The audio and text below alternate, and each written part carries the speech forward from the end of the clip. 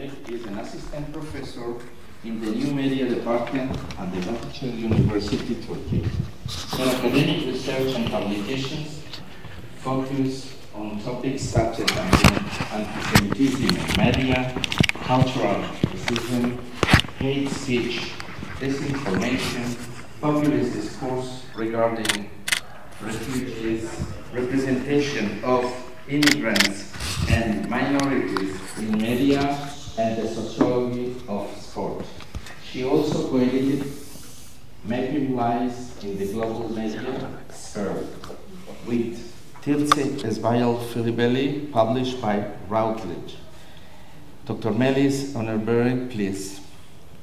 The floor is yours. Thank you very much. I hope you can hear me good. So I would like to share my screen, if I may. This up, yay. Okay. So here, presenter. So my topic is guests or citizens mapping social media discourses on Turkish Jews in the context of the Netflix, the Club series. So this was based on my recent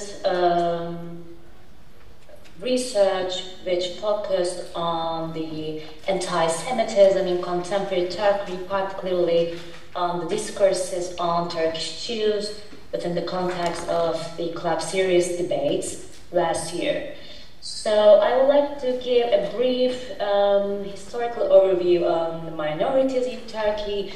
We have talked a lot these historical facts, but the main issue is that how the Turkish identity has been shaped around in accordance with the Sunni Muslim majority. As you know, after the Treaty of Lausanne, we have in Turkey 3 separate minority groups: Greeks, Armenian, and Jewish people. These were considered as non-Muslim citizens. So, despite all the Turkish constitution, the concept of equal citizenship was disrupted by discriminatory racist as well as anti-Semitic incidents targeting non-Muslim citizens throughout the history. We know that from 1927 as a Nego murder, then we had 1934 Jewish race pogroms happened in the Eastern Thrace region in Turkey, and the wealth pacts in 1942, which will be our main discussion topic when I have analyzed the discussions on Twitter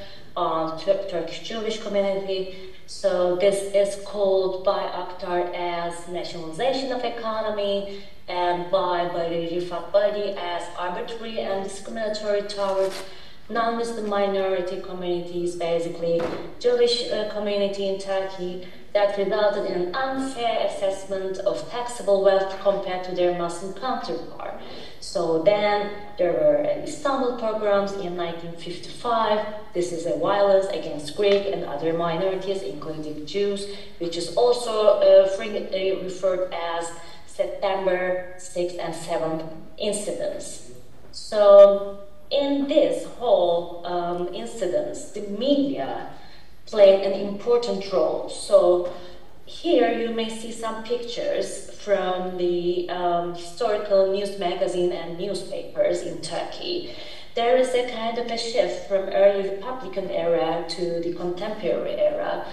But as you can see here, there are really a lot of anti-Semitic caricatures as well as images in newspapers and news magazines. Very famously, racist and Nazi sympathisant Nihal Atsiz and Cevat Rifat Atilhan spread false information leading to attacks on Jews, which was the like a starting trigger point for 1934 race pogroms. Then there is a peak in nationalist discourses in 1930s and 1940s, and non-Muslims were viewed as unreliable, undesirable by authorities and by the public and officially. So Jews particularly were described as aligned with external entities like greedy people, they're consuming Turkish blood, so leading to reduced socio-political status and economic stability during these disputes in those years. Then when we come to the recent era, contemporary era, especially with the rise of President Erdogan, some conservative newspapers were aligned with the main party, Erdogan's party, AKP, and they openly expressed anti-Semitic views in the cases such as Mavi Marmara, Operation Protective Edge in 2014, and now during the Israel-Hamas war. In this whole spread of these false information, stereotypes, anti-Semitic discourses, that is top-picked in the time of social media. Social media is, in this regard, has very an essential role in spreading the historical rhetoric and facilitating the flow of anti-Semitic content. So many people can express themselves without using their real names, and with the help of algorithms, the hatred discourse, anti-Semitic discourses, or in general, racist and discriminatory discourses can shared by a large amount of people within unfiltered comments. So when we see specifically examine the Turkish media in terms of anti-Semitic themes or in terms of representation of Turkish Jews, we see different pillars such as conspiracy theories or like derogatory stereotype of Jews in films and TV series in Turkey, newspapers, as I mentioned before, and online forums. Online forums also a number one tool to spread anti-Semitic comments and discussions. So, as the algorithms help to spread anti-Semitism on social media offers not only freedom of speech, but as well as it facilitates, such as Twitter, formerly Twitter, now we call it X, thanks to Elon Musk, a rapid spread of anti-Semitic content. Users can express animosity without filters, any consequences. They can also cause for violence, such as some tweets advocate for burning synagogues and destroying Jewish-owned factories in Turkey, which is quite dangerous. And also some tweets mentioned specific areas where Turkish Jews reside, and potentially inciting attacks. That's the social media background of Turkey right now in terms of representation of Turkish Jews as well as discourses on them. So my research aim was mapping the social media discourses on Turkish Jews in the context of Netflix series, The Club.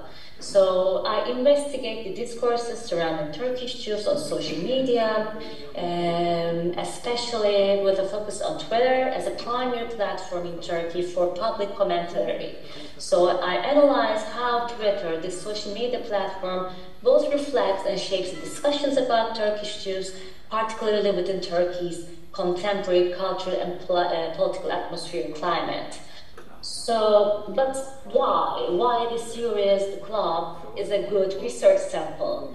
Because in terms of representation of Turkish Jews in media and as well as in TV and cinema, it was a turning point. The Netflix series, The Club, in Turkish Kulüp, The Club focuses on the life of Matilda, who is a Sephardic Jew, in the 1940s and 1950s Istanbul. So it has a historical depiction, it shows the wealth tax, labor camps, it was the first time in Turkish media, Ashkale camps in the region Erzurum, again the Istanbul pogrom from the minorities perspective, from a so-called victims perspective. It introduces also a positive representation on the Jewish culture, Sephardic culture, and the language Ladino. So it also sparked discussions on Turkey's political history and discrimination against minorities, particularly Jews. So I would like to introduce my main findings here. So the first one, how I reach my data. I analyzed over 1,000 tweets and replies of 5 prominent Turkish Jewish writers and journalists with significant Twitter followers from Shalom newspaper and Aglomeros news outlet. So besides, I have also analyzed 27 news articles and news YouTube videos within the time frame from November 5th, 2021 to 2022, January 13th. So this is the time frame where the series Club has aired. And within the 3 months, it has its peak in terms of discussions and debates. So the most discussed topics was about politics, that's for sure. It was followed by the identity, discourses about identity, and then Jewish culture. So I would like to start with the Jewish culture.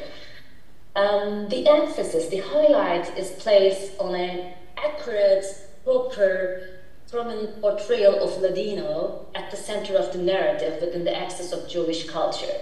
It was actually the first time in a more mainstream Netflix series to hear a language called Ladino.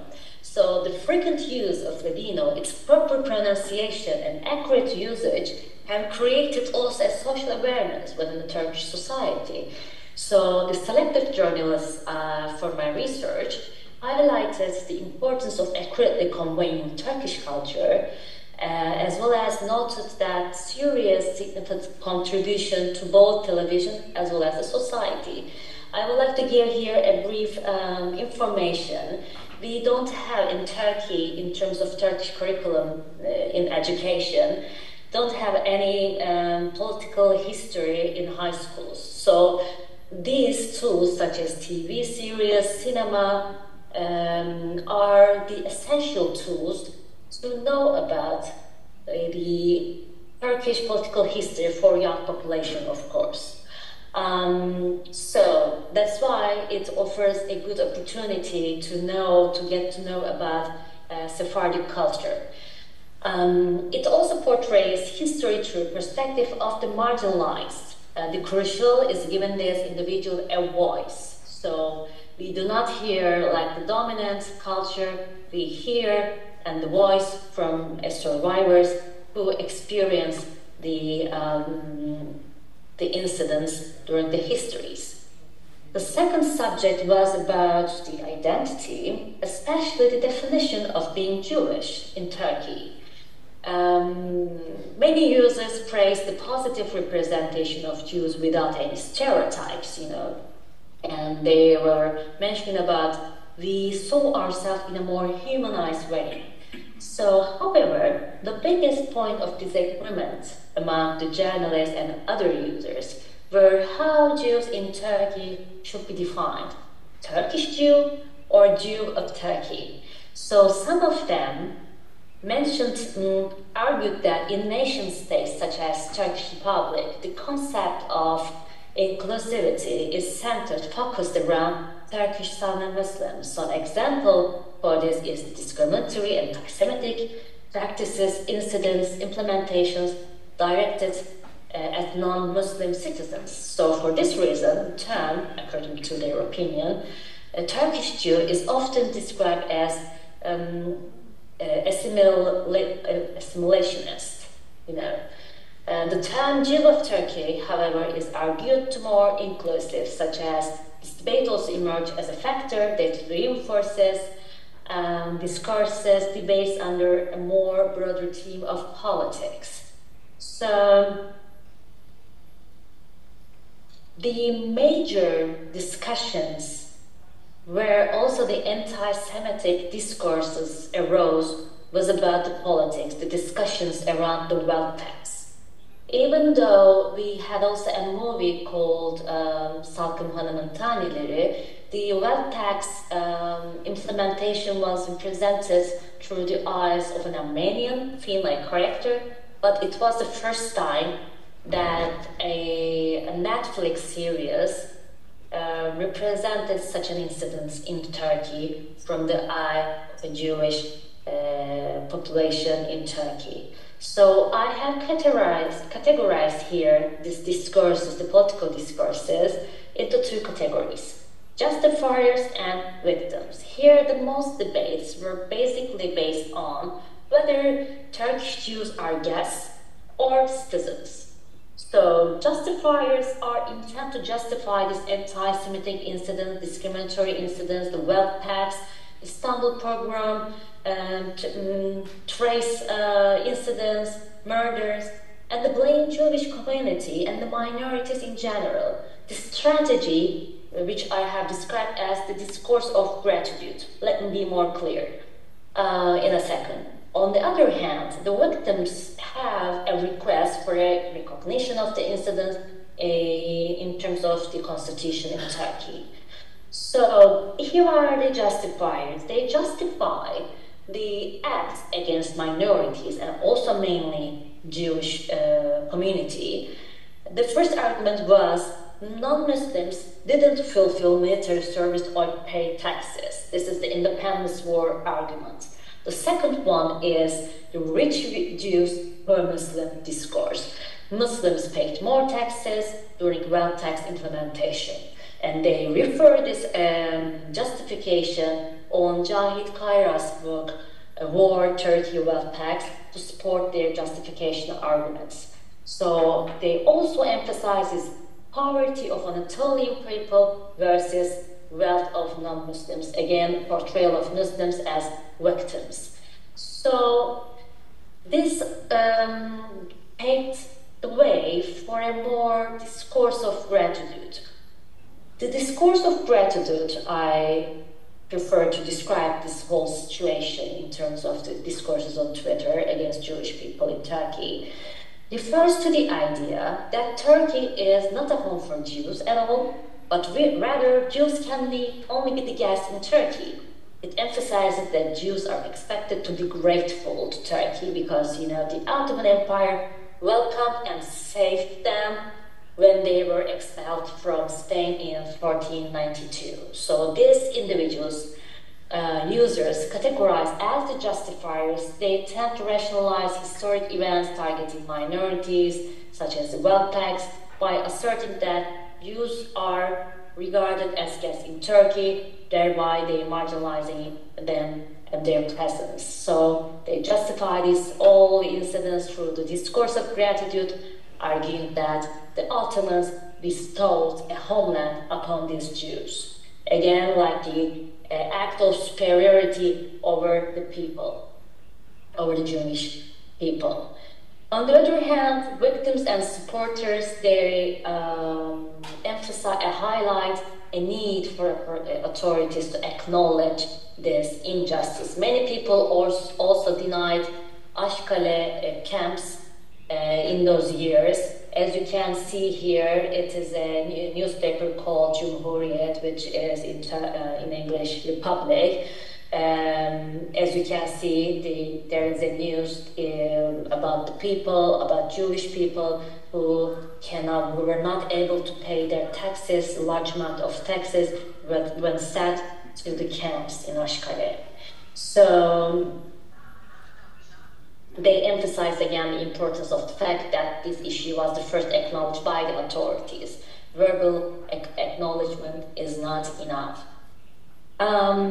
This whole discussions happened on Twitter, also had impacted political responses to the Syrians as well as to the incidents. So one of the opposition parties called HDP's parliament member Garo Paylan, he submitted proposal for compensation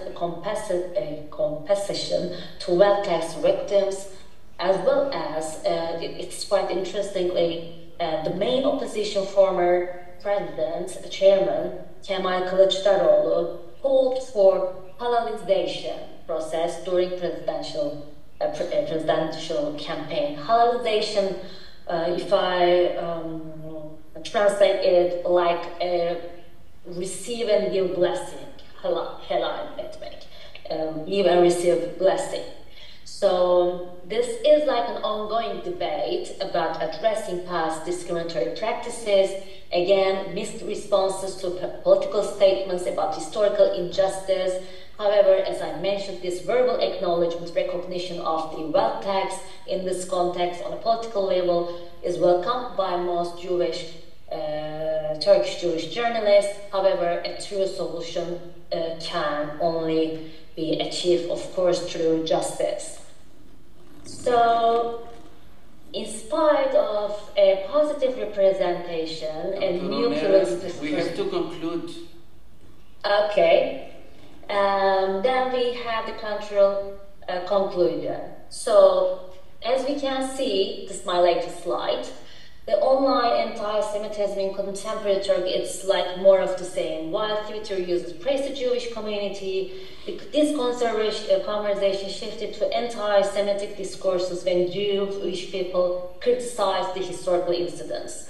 So the findings demonstrate like the re-emergence of anti-Semitic discourses similar to those used during the early Republican era on new media platforms, particularly on X platform, within the discussion of historical incidents. So, of course, the concept of otherness is seen through utilization of anti-Semitic rhetoric on Twitter. They are depicted as guests associated with derogatory characteristics. So, in this regard, Twitter's role is huge by raising a lot of discussion in terms of cultural awareness as well as for hatred discourses. If you have more interest in my research, here I put my link, and here are my contact details. Thank you very much. Thank you very much to you for this excellent research. Theoric. I stop sharing. Yes, theoric and also field worker. Thank you. Really, we enjoyed it. And go ahead with it.